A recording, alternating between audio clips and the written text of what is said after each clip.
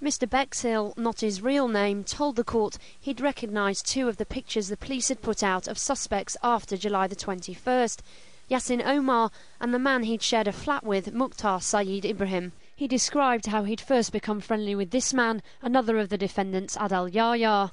Mr Bexhill gave his evidence with the defendant sitting behind screens so they couldn't see him. He was asked about his former flatmate, Mukhtar Saeed Ibrahim, and his religious beliefs. Fanatical radical. He used to speak a lot about jihad.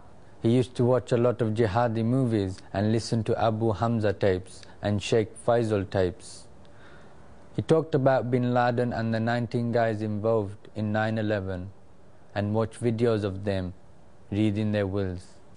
Mr Ibrahim is accused of trying to explode a device on the number 26 bus. Mr Bexhill said Mr Ibrahim spoke about jihad against the Americans, British and Russians because they were killing Muslim people. Mr Bexhill told the court that Mukhtar Saeed Ibrahim had told him, "I'm going for jihad," and another friend said he was going to Pakistan for jihad.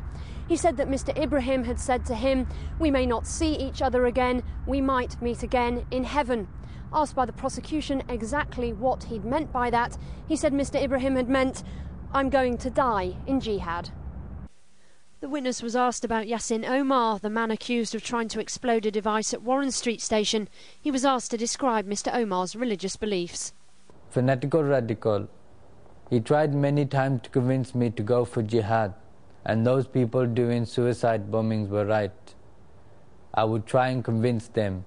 Many times they were wrong, especially about the suicide bombers, but they wouldn't believe me. The court had been told previously about a camping trip in the Lake District where 5 of the defendants were photographed. Mr Bexhill said Yassin Omar, Adel Yahya and Mukhtar Saeed Ibrahim described another camp in Scotland where they were training without weapons so they could go to jihad in Iraq or Afghanistan. He said Mr Ibrahim had wanted the others to have more training.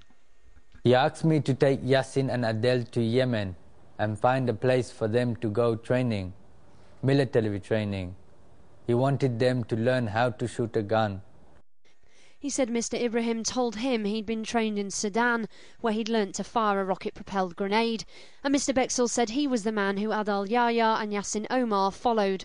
All 6 men deny the charges.